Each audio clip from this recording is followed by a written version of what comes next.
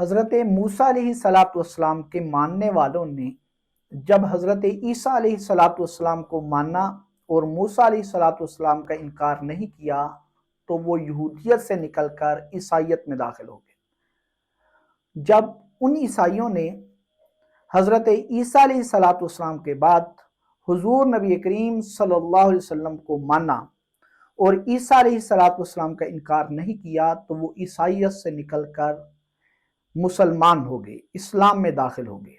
تو ثابت ہوا ایک نبی کے بعد دوسرے سچے نبی کو مانے تو پہلے نبی کی امت سے نکل کر بندہ دوسرے نبی کی امت میں داخل ہو جاتا ہے۔ ایک سچے کے بعد دوسرے سچے کو ماننے تو پہلے سچے کی امت سے نکل کر انسان دوسرے سچے کی امت میں داخل ہو جاتا ہے۔ تو ایک سچے نبی کے بعد میرا سوال یہ ہے کہ ایک سچے نبی کے بعد کوئی شخص کسی جھوٹے کو نبی مانے تو وہ کس طرح سچے نبی کی امت میں رہ سکتا ہے؟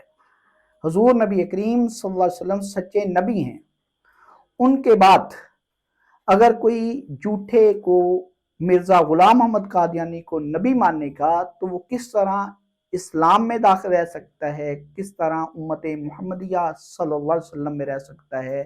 بلکہ وہ ایک دجال کو، کذاب کو اور جھوٹے کو نبی مان چکا ہے۔ تو لہٰذا ثابت ہوا ایک سچے نبی کے بعد دوسرے سچے نبی کو مانے تو پہلے سچے نبی کی امت سے نکل کر دوسرے سچے نبی کی امت میں داخل ہو جاتا ہے۔ تو کس طرح ایک بندہ جھوٹے کو نبی مان لے تو پہلے سچے نبی کی امت میں داخل رہ سکتا ہے؟